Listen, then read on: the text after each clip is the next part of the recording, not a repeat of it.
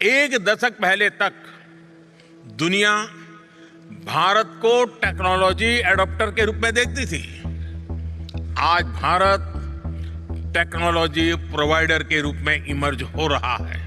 दुनिया में दो तरह के देश होते हैं, एक जो वेपन्स खरीदते हैं और दूसरे जो वेपन्स बेचकर पैसा भी कमाते हैं और दुनिया की पॉलिटिक्स को भी कंट्रोल करते हैं। कई दशकों तक इंडिया पहली कैटेगरी में था। फाइटर जेट्स चाहिए इंपोर्ट करो, मिसाइल्स चाहिए इंपोर्ट करो, एयर डिफेंस सिस्टम चाहिए इंपोर्ट करो। 2015 तक दुनिया में होने वाले टोटल आर्म्स इंपोर्ट का लगभग 15% अकेले इंडिया कर रहा था और इसी के साथ इंडिया दुनिया के सबसे बड़े डिफेंस इंपोर्टर्स में से एक बन चुका था। लेकिन आज कहानी बदल रही है। आज वही इंडिया मिसाइल्स एक्सपोर्ट कर रहा है, एयर डिफेंस सिस्टम एक्सपोर्ट कर रहा है और दुनिया भर के कई देश इंडियन वेपन्स खरीदने में इंटरेस्ट भी दिखा रहे हैं। India's defense sector is undergoing a powerful transformation driven by strategic ambition and industrial self-reliance. India's defense exports have reached an all-time high. They've jumped 62% to reach $4 billion.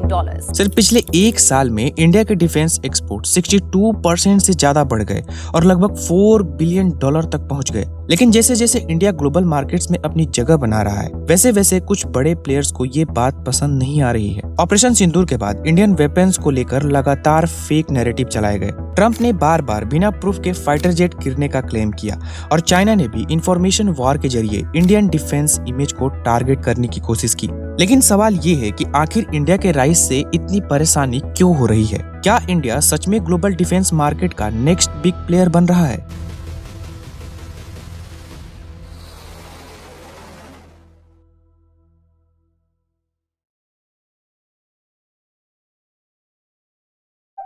दोस्तों, दुनिया में जब भी किसी नए वॉर की न्यूज आती है तब आम लोगों के लिए ये सिर्फ एक जियोपॉलिटिकल क्राइसिस होता है, लेकिन कुछ लोगों के लिए ये एक बिजनेस अपॉर्चुनिटी होती है।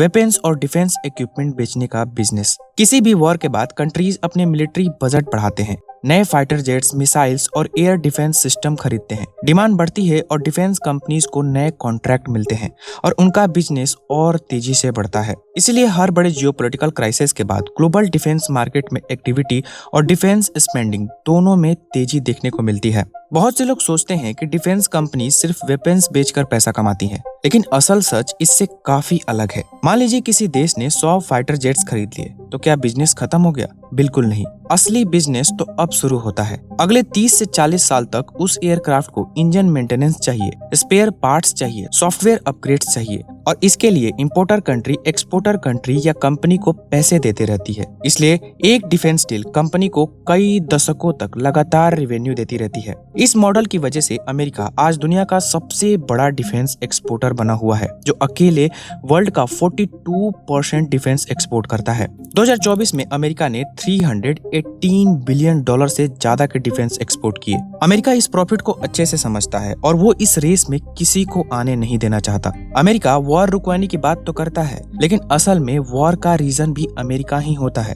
हिस्ट्री का एग्जाम्पल लें तो अफगानिस्तान में अमेरिका 20 सालों तक तालिबान से लड़ता रहा, लेकिन लास्ट में यूएसए अपने सारे वेपन्स छोड़कर वहां से वापस आया ताकि इस रीजन में हमेशा इंस्टेबिलिटी बनी रहे और यूएसए इस रीजन में अपना वेपन्स बेचते रहे। इसी तरह ऑपरेशन सिंदूर के बाद आईएमएफ ने इंडिया के ऑब्जेक्शन के बाद भी पाकिस्तान को $1 बिलियन का लोन ग्रांट कर दिया। अमेरिका चाहता तो वो इस फंडिंग को रोक सकता था, लेकिन इसके बाद ही दिसंबर 2025 में अमेरिका ने पाकिस्तान के साथ $686 मिलियन की डिफेंस डील साइन कर ली। तो घूम फिर कर अमेरिका का पैसा वापस अमेरिका में ही गया। इसके साथ ही अमेरिका रशिया यूक्रेन वॉर को रोकने की तो बात करता है, लेकिन उधर यूक्रेन को वेपन्स भी सप्लाई करता है। चाइना ने भी पिछले 2 दशकों में इसी मॉडल को अपनाया है। पाकिस्तान से लेकर अफ्रीका और लैटिन अमेरिका तक चाइनीज मिलिट्री सिस्टम का एक्सपोर्ट बढ़ा है। आज चाइना वर्ल्ड का टोटल 5.6% आर्म्स एक्सपोर्ट करता है। लेकिन दोस्तों, चाइना का एम केवल पैसा कमाना नहीं है। चाइना चाहता है कि ज्यादा से ज्यादा देश चाइनीज डिफेंस इकोसिस्टम का हिस्सा बने। जितने ज्यादा देश चाइनीज मिलिट्री टेक्नोलॉजी पर डिपेंड होंगे, उतना ही चाइना का स्ट्रेटेजिक फुटप्रिंट्स बढ़ेगा। इसलिए चाइना यूएसए के मुकाबले कंपैरेटिवली चीप प्राइस पर वेपन्स बेचता है। लेकिन दोस्तों, पिछले कुछ सालों में डिफेंस एक्सपोर्ट की रेस में एक नया प्लेयर उभर कर सामने आया है और वो है इंडिया। इंडिया अपनी मिलिट्री रिक्वायरमेंट के लिए रशिया, फ्रांस, यूएसए और इजराइल जैसे देशों पर डिपेंडेंट था, लेकिन आज इंडिया के डिफेंस एक्सपोर्ट 62% की ग्रोथ के साथ लगभग $4 बिलियन तक पहुंच गए हैं। अगर हम ग्रोथ ट्रैजेक्टरी देखें, साल 2017 से लेकर आज तक इंडिया के डिफेंस एक्सपोर्ट्स 25 गुना से भी ज्यादा बढ़े हैं, जहां पहले एक्सपोर्ट लगभग 1500 करोड़ रुपए यानी करीब 158 मिलियन डॉलर के आसपास थे। वहीं फाइनेंशियल ईयर 2024 टू 25 में इंडिया की डिफेंस एक्सपोर्ट की वैल्यू लगभग 2.5 बिलियन डॉलर थी और 2025 टू 26 में डिफेंस एक्सपोर्ट्स लगभग 4.1 बिलियन डॉलर तक पहुंच गए, यानी लगभग 39,000 करोड़ रुपए। सिर्फ एक साल में ये ग्रोथ 62% से भी ज्यादा रही। ऑपरेशन सिंदूर ने दुनिया को दिखा दिया कि इंडियन वेपन सिस्टम सिर्फ लेबोरेटरीज और टेस्ट रेंजेस ही नहीं बल्कि रियल बैटलफील्ड कंडीशन में भी परफॉर्म कर सकते हैं। और इसी के बाद दुनिया भर के कई देश इंडियन वेपन्स और डिफेंस सिस्टम में दिलचस्पी दिखाने लगे। कई दशकों तक इंडिया ग्लोबल आर्म्स मार्केट में एक बायर्स के रूप में जाना जाता था। ऐसे में वही देश अगर आज 4 बिलियन डॉलर के वेपन्स और डिफेंस सिस्टम एक्सपोर्ट कर रहा है तो ये किसी बड़े टर्न अराउंड से कम नहीं है। पिछले फाइनेंशियल ईयर में इंडिया ने लगभग 80 देशों को डिफेंस प्रोडक्ट एक्सपोर्ट किए।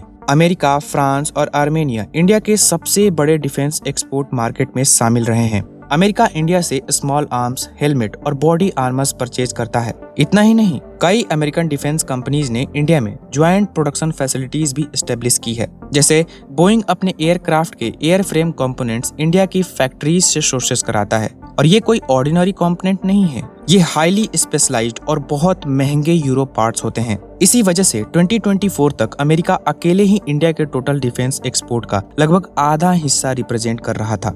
लेकिन कहानी सिर्फ स्पेयर पार्ट्स और कंपोनेंट तक लिमिटेड नहीं है। आज इंडिया लीथल वेपन सिस्टम्स भी एक्सपोर्ट कर रहा है।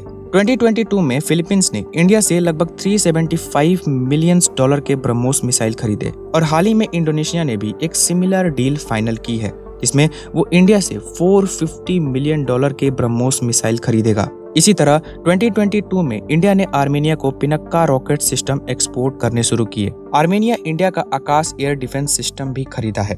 इंडिया ने साइप्रस के साथ भी डिफेंस डील साइन किए हैं, जिसमें साइप्रस भी इंडियन वेपन्स खरीदने में इंटरेस्टेड है। इसके साथ ही दुनिया के कई रीजन में नए फ्लैश पॉइंट्स उभर रहे हैं, चाहे आर्मेनिया अजरबैजान का टेंशन हो, साउथ चाइना सी में चाइना और फिलीपींस के बीच का विवाद हो, या फिर थाईलैंड एंड कंबोडिया के बीच के बढ़ते टेंशन। कई देश अपनी मिलिट्री प्रिपेयर्डनेस बढ़ाना चाहते हैं। दूसरी तरफ ट्रेडिशनल आर्म्स सप्लायर अपनी ही चैलेंजेस में उलझे हुए हैं। रशिया यूक्रेन वॉर में बिजी है, अमेरिका मिडिल ईस्ट वॉर में बिजी है और यही सिचुएशन इंडिया जैसे नए प्लेयर के लिए एक बड़ा अपॉर्चुनिटी क्रिएट करती है। लेकिन दोस्तों, इंडिया का एम सिर्फ कुछ मिसाइल्स या रॉकेट सिस्टम एक्सपोर्ट करना नहीं है। इंडिया का एम है एक self reliant defence power house बनना, एक ऐसा देश जो ग्लोबल आर्म्स मार्केट में complex military system, advance missiles, air defence network और फ्यूचर में फाइटर जेट्स तक एक्सपोर्ट करे। और अगर प्रेजेंट ग्रोथ इसी स्पीड से चलती रही तो आने वाले दशकों में इंडिया सिर्फ दुनिया का डिफेंस बायर नहीं बल्कि ग्लोबल डिफेंस इंडस्ट्री के सबसे इम्पोर्टेंट एक्सपोर्टर्स में से एक बन सकता है। और इंडिया की यही ग्रोथ अमेरिका और चाइना जैसे बड़े आर्म्स एक्सपोर्टर को हजम नहीं हो रही है और वो इंडिया के खिलाफ एक डर्टी पॉलिटिक्स खेल रहे हैं। ट्रंप बिना किसी प्रूफ के कई बार इंडिया पाकिस्तान कॉन्फ्लिक्ट को लेकर स्टेटमेंट देते रहे हैं। कभी उन्होंने कहा 5, कभी 7 और कभी 11 एयरक्राफ्ट शूट डाउन हुए। लेकिन अगर आज हम यूएस एयरफोर्स की सिचुएशन को देखें तो खुद अमेरिका को भी काफी चैलेंजेस का सामना करना पड़ रहा है। आज यूएस ईरान वॉर में यूएसए को लगभग 2.3 बिलियन से 2.8 बिलियन डॉलर के मिलिट्री इक्विपमेंट का नुकसान हुआ है और 42 अमेरिकन मिलिट्री एयरक्राफ्ट भी डिस्ट्रॉय हुए हैं।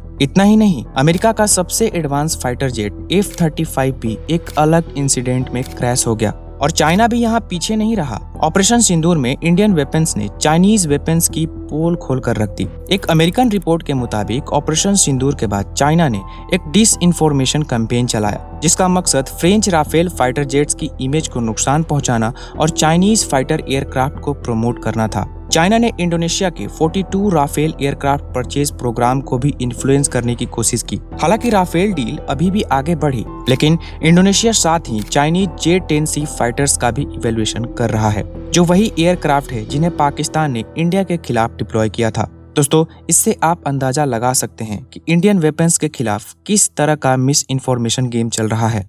ग्लोबल डिफेंस मार्केट लिमिटेड है और हर कॉन्ट्रैक्ट के लिए कई कंट्रीज कम्पीट कर रही हैं। अगर कोई देश इंडिया से मिसाइल्स खरीदता है तो हो सकता है कि वो कॉन्ट्रैक्ट किसी और एक्सपोर्टर को न मिले। इसलिए इंडिया का राइज नेचुरली कंपटीशन को बढ़ाता है और इंडिया वर्ल्ड के लिए एक ट्रस्टेड पार्टनर भी है, जिसके कारण कंट्रीज इंडियन वेपन्स पे ज्यादा ट्रस्ट कर सकती हैं। हालांकि अमेरिका और चाइना का डिफेंस एक्सपोर्ट स्केल अभी भी इंडिया से काफी बड़ा है, लेकिन इंडिया की ग्रोथ रेट और टेक्नोलॉजिकल प्रोसेस के कारण इंडिया को मार्केट में एक इमर्जिंग कंपटीटर के रूप में देखा जा रहा है। और अगर ऐसे ही ये ग्रोथ जारी रही तो ग्लोबल डिफेंस मार्केट का बैलेंस बदल सकता है। दोस्तों, आपको क्या लगता है, क्या इंडिया आने वाले टाइम में ग्लोबल डिफेंस मार्केट के रूल्स को बदलने की कैपेसिटी रखता है? कमेंट में अपनी राय जरूर बताएं। मिलते हैं अगले वीडियो में।